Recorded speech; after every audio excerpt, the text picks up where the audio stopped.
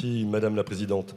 Les 6 principes fondamentaux de la laïcité, comme rappelé par le Conseil constitutionnel dans une décision de 2013, sont la non-reconnaissance des cultes, le respect de toutes les croyances et convictions, l'égalité de tous les citoyens et citoyennes devant la loi sans distinction de religion, le libre exercice des cultes et le principe selon lequel l'État ne salarie aucun culte. Ainsi, votre loi séparatisme est d'une très grande hypocrisie face aux actes et pratiques de ses promoteurs. Marseille, septembre 2023. Monsieur Macron, président de la République, assiste à l'office religieux du pape François. L'Élysée, décembre 2023. Monsieur Macron, toujours, fête Hanouka à l'Élysée. Au sommet même de la République, la neutralité de l'État autant que la non-reconnaissance des cultes sont bafouées.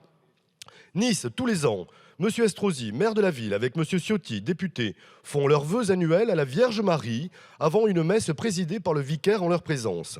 Nice, décembre 2024, M. Estrosi, toujours en tant que maire et avec les moyens de la ville, célèbre la fête juive Hanouka, coiffé d'une kippa. Chambéry, le 8 mai 2024, maire et préfet joignent à leur invitation à la cérémonie du 8 mai la mention suivante « Les cérémonies seront précédées d'un office religieux en la cathédrale de Chambéry ». Chambéry, le 11 novembre 2024, même invitation à la cathédrale, même ignorance des dizaines de milliers de soldats, musulmans, juifs ou athées, qui furent sacrifiés au champ de bataille. D'une main, vous stigmatisez par cette loi certains cultes, de l'autre, les représentants du peuple, comme leurs élus, enfreignent allègrement les principes les plus fondamentaux dans un État laïque, qu'est celui de la neutralité des agents de l'État. Avec cette loi, vous étendez les restrictions appliquées à la liberté d'expression religieuse, ce qui est l'exact inverse de ce que prévoit et garantit notre belle loi de 1905. Dans le même temps, existe une sorte d'immunité totale pour les autorités publiques qui ont pourtant, elles, une obligation de neutralité. Que comptez-vous faire, Monsieur le Ministre, quant à ce rapport différencié, factuellement séparatiste, de l'exécutif aux religions, entre stigmatisation de l'islam... Merci, Monsieur le député. Monsieur le Ministre, je vous en prie.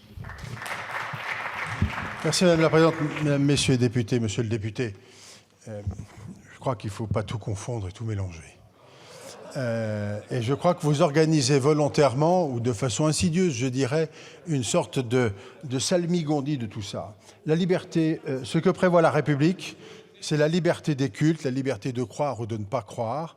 En aucun cas, elle interdit à un élu de la République, quel qu'il soit, de participer à quelconque cérémonie auquel il souhaiterait participer, dès lors qu'il est dans le respect, évidemment, de sa propre fonction et qu'il est, de ce point de vue-là, absolument engagé. Moi, j'ai quelques exemples locaux dans une grande ville de France où, au début du mois de septembre, il y a ce que l'on appelle le vœu des échevins. Et évidemment, c'est historique tout ça. Et les élus viennent effectivement assister à une célébration. Alors, ils sont dans leur rôle, c'est-à-dire ils assurent une forme de neutralité. Et jusqu'à maintenant, tous les maires sont venus participer à cette cérémonie, sauf celui actuel. Et au motif de ce que vous dites. Mais en revanche, il est très présent à l'issue de la cérémonie pour venir faire un discours politique sur l'esplanade de la cathédrale et de la basilique. Donc il y a un moment où elle est le respect de la laïcité dans cette affaire-là.